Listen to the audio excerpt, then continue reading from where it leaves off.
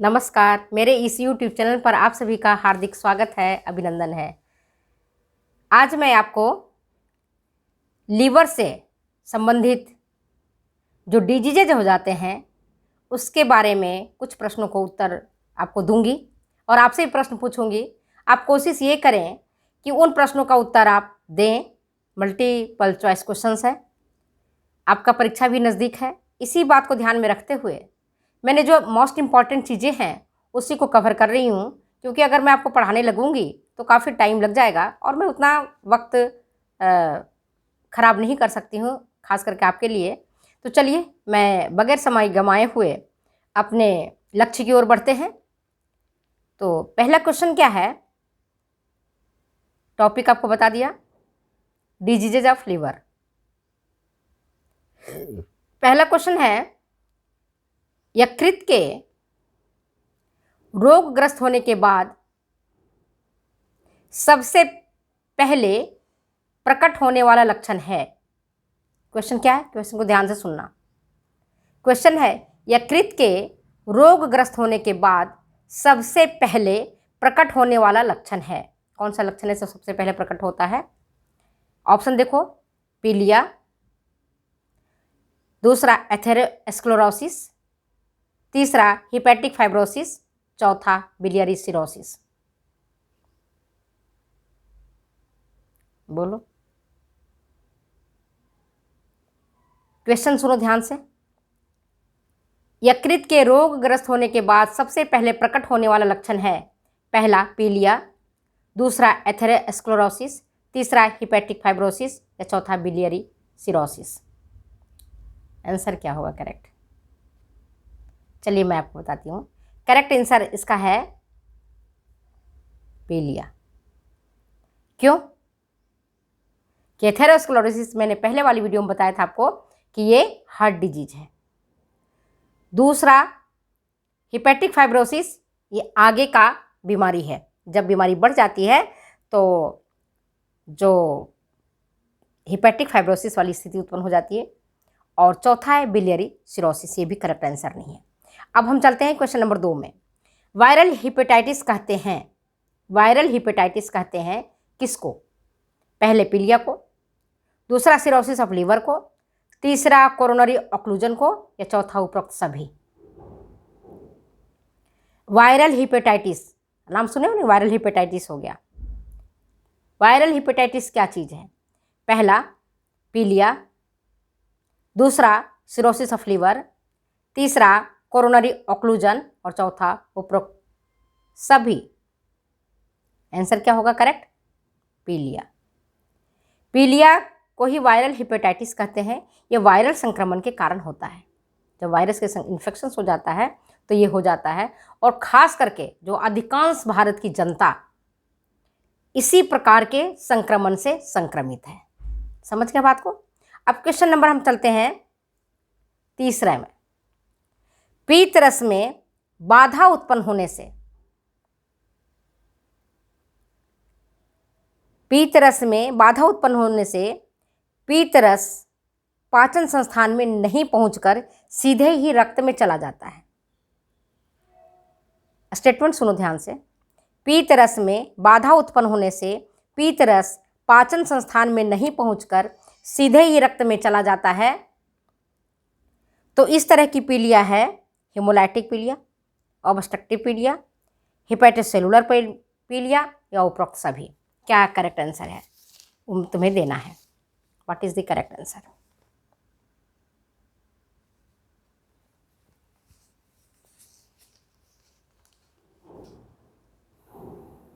बताओ। Correct answer है obstructive पीलिया। नाम से सुन रहे हो ना, बाधा उत्पन्न हो रहा है तो ऑब्स्ट्रक्शन है।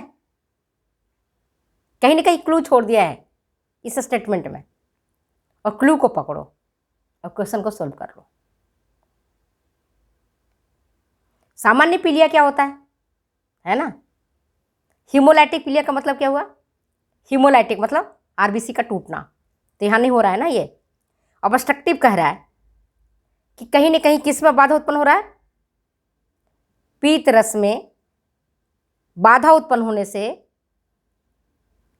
पीत की नली कहो, पीत रस में नहीं, पीत की नली में, है ना, सॉरी स्टेटमेंट फिर से सुनो, लिखने में थोड़ा गड़बड़ हो गया मुझसे। तो पीत नली में बाधा उत्पन्न होने से, पीत की जो नली है, बाइल डक्ट है, उसमें बाधा उत्पन्न होने से पीत रस पाचन संस्थान में नहीं पहुंचकर सीधे ही रक्त में जाकर मिल जाता है, तब इस तरह की जो पीलिया कहलाती है वो ऑब्स्ट्रक्टिव पीलिया कहलाती है। और जो पीलिया है खास करके जो मैंने आपको बताया, वह सबसे पहले प्रकट होता है। इस स्थिति में क्या होता है कि रक्त नलिकाओं में बाधा उत्पन्न हो जाती है और इस कारण रक्त में पीत रस की मात्रा बहुत अधिक बढ़ जाती है, आवश्यकता से अधिक, जिससे जो आपकी त्वचा है और म्यूकस मेम्ब्रेन है, श्लेष्मिक झिल्ली, ये भी प्रभावित हो जाते हैं और ये भी पीले रंग के हो जाते हैं। और यही अवस्था जो है पीलिया की वायरल हेपेटाइटिस कहलाती है। समझ गए बात को? कोई प्रॉब्लम? Not at all. अब नेक्स्ट क्वेश्चन, चौथा नंबर पर आ जाओ।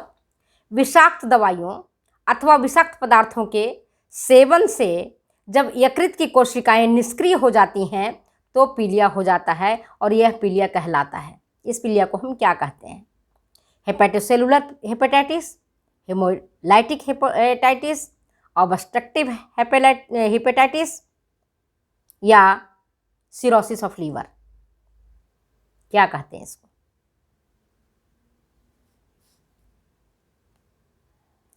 विषाक्त दवाइयों, फिर से क्वेश्चन सुनो ध्यान से, विषाक्त दवाइयों अथवा विषाक्त पदार्थों के सेवन से जब यकृत की कोशिकाएं निष्क्रिय हो जाती हैं तो यह पीलिया कहलाता है। या यह किस प्रकार की पीलिया है? कौन सी?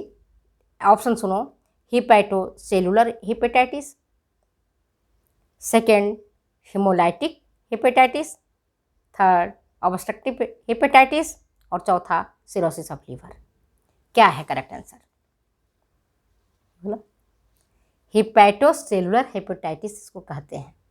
हेमोलाइटिक स्थिति में क्या होता है, अभी मैंने आपको बताया कि जब पित्त ज्वर की स्थिति उत्पन्न हो जाती है, येलो फीवर हो जाता है, तो उस स्थिति में आरबीसी टूटने लगता है और तभी इस प्रकार की जो पीलिया कहलाती है वह कहलाती है आपके हेपेटोसेलुलर। ठीक है। और जो आरबीसी अगर टूटता है तो हेमोलाइटिक हेपेटाइटिस कहलाती है। और कोई व्यक्ति अगर विषाक्त पदार्थ का सेवन कर लेता है, चाहे गलती से कर ले या लड़ाई झगड़े करके कर लेते हैं या विषाक्त दवाई अधिक मात्रा में ले लेते हैं, तो भी दवाई भी हमारे लिए पॉइजनस हो जाता है। तो इस तरह की जो पीलिया उत्पन्न होता है उस पीलिया को हम हेपेटोसेलुलर हेपेटाइटिस कहते हैं। समझ गए बात को? हेपेटोसेलुलर हेपेटाइटिस उसको कहा जाता है। नेक्स्ट क्वेश्चन नंबर 5 देखो। पित्त ज्वर के कारण उत्पन्न होता है। पित्त ज्वर के कारण उत्पन्न होता है। अभी मैंने इसका आंसर बता दिया ऊपर में, है ना, अनजाने ही बता दिया। चलो फिर भी देखते हैं आप लोग कितना ध्यान से सुने हो हमारी बातों को। तो ऑप्शन बताती हूँ मैं आपको। पित्त ज्वर के कारण उत्पन्न होता है हेमोलाइटिक पीलिया या सिरोसिस ऑफ लीवर या ऑब्स्ट्रक्टिव पीलिया या हिपैटिक कोमा। क्या होता है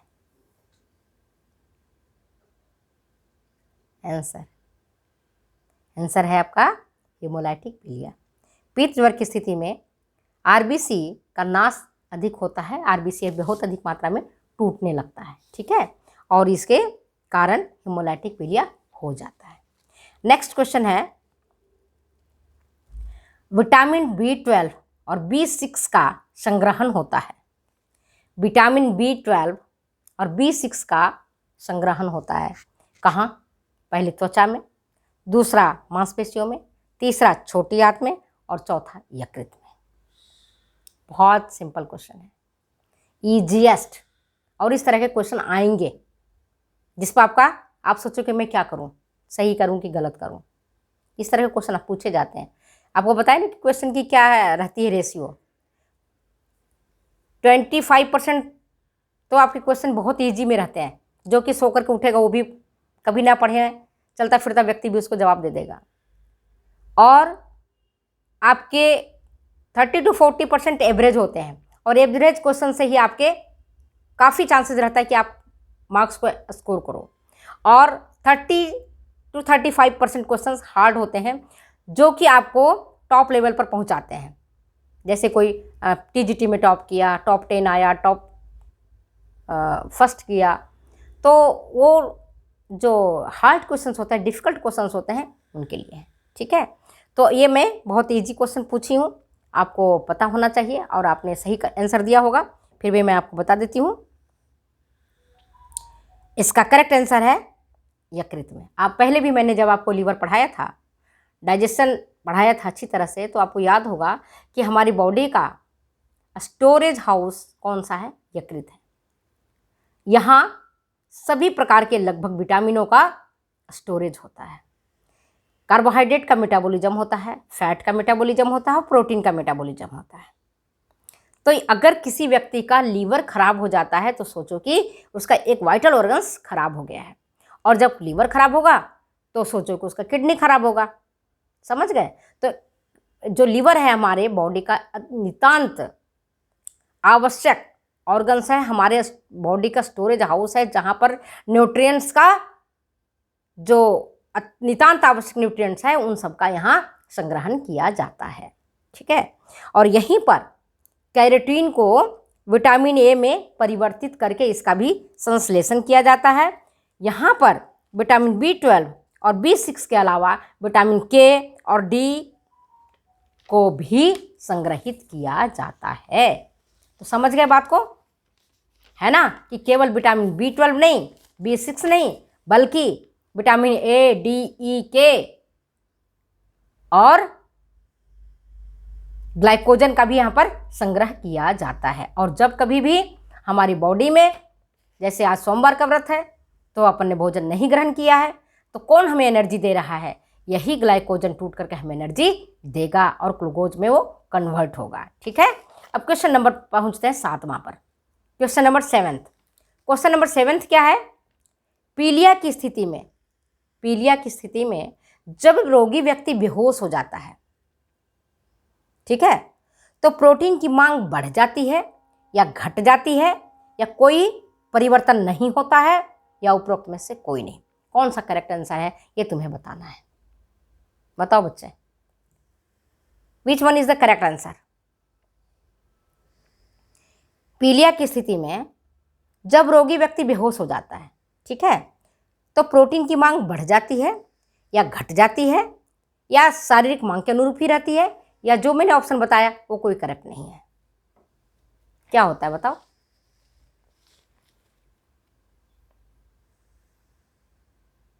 करेक्ट आंसर क्या है?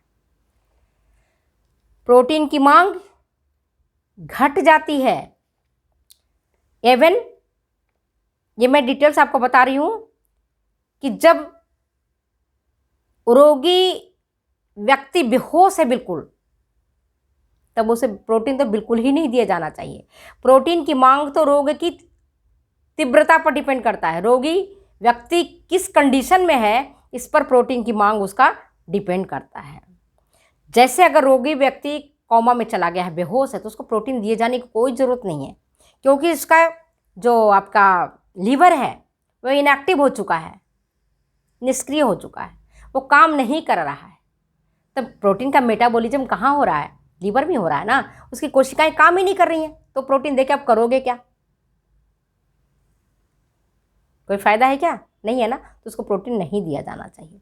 परंतु अगर रोगी व्यक्ति बेहोश नहीं है और रोग की तीव्रता की स्थिति में अगर रक्त सीरम में बिलिरुबिन की मात्रा 15 मिलीग्राम पर 100 मिलीलीटर ऑफ ब्लड है, तो आप प्रोटीन दे सकते हैं 40 ग्राम तक।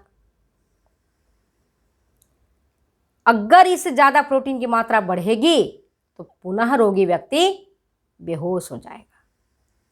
तो हमें 30 to 40 ग्राम ही प्रोटीन तब देना चाहिए जब रोगी के अवस्था में सुधार हो रहा है। और अगर रोगी व्यक्ति अपनी रिकवरी को ले लिया है और उसके रक्त में बिलिरुबिन की जो मात्रा है कम है, तो प्रोटीन की मांग को आप 50 से 60 ग्राम अथवा 60 से 70 ग्राम तक ही कर सकते हैं। तो जो प्रोटीन की है वो बहुत ही इम्पॉर्टेंट है। पीलिया की स्थिति में आप जानते हो, ना तो ज़्यादा वसा देना चाहिए और ना ही ज़्यादा प्रोटीन। अब क्वेश्चन नंबर आप देखो 8वां, क्या है? पीलिया की स्थिति में कैलोरी की मांग बढ़ जाती है या घट जाती है, या रोगी के शारीरिक स्थिति के अनुसार होता है, या उपरोक्त में से कोई नहीं? क्या आंसर है बताओ? पीलिया की स्थिति में कैलोरी की मांग बढ़ जाती है या घट जाती है, या कोई अंतर नहीं पड़ता है, या उपरोक्त में से कोई नहीं? अभी मैंने आपको बताया, रोगी व्यक्ति है, पीलिया की स्थिति में अगर 1000 किलो कैलोरी उसको एनर्जी दो तो ही बहुत है। तो कैलोरी तो घट ही गया ना, ज़्यादा तो बढ़ा नहीं। रोगी व्यक्ति रोगग्रस्त है तो उसको ज़्यादा कैलोरी देने की ज़रूरत नहीं है, इसकी मांग घट जाती है, बढ़ती नहीं है। 1000 किलो कैलोरी भी उसके लिए सफिशियंट है उसकी बॉडी को मेंटेन करने के लिए। जो मैंने आपको BMR वाली क्वेश्चन में बताया था कि जो इंटरनल ऑर्गन्स हैं, जो वर्क कर रहे हैं किसी भी दशा में, है ना, तो उसको मेंटेन करने के लिए 1000 किलो कैलोरी सफिशियंट। अब क्वेश्चन नंबर 9 देखो, हिपैटिक कोमा की स्थिति में कैलोरी की मांग वसा की मांग बढ़ जाती है या घट जाती है, या पहले जितना ही दिया जाना चाहिए, या वसा बिल्कुल भी नहीं दिया जाना चाहिए? करेक्ट आंसर क्या है?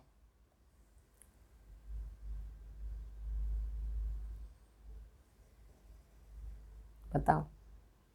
हिपैटिक कोमा की स्थिति में वसा, फैट, जो घी तेल अपन लेते हैं भोजन में, उसकी मांग बढ़ जाती है या घट जाती है, या पहले जितना ही दिया जाना चाहिए, पहले जितना मतलब उसकी शारीरिक मांग के अनुरूप, और चौथा वसा बिल्कुल भी नहीं दिया जाना चाहिए?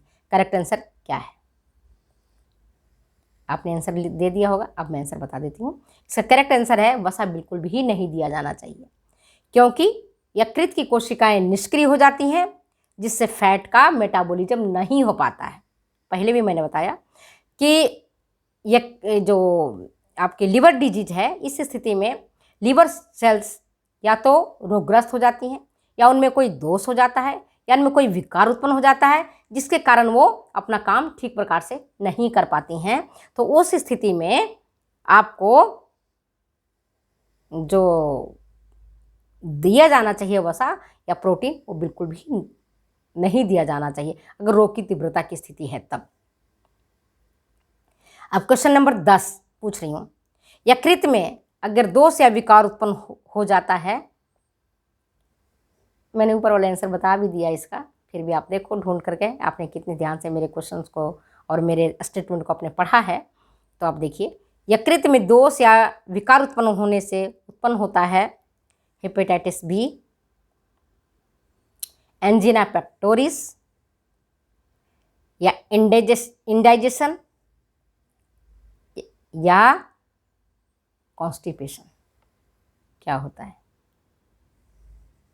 कितनी सरल क्वेश्चन है,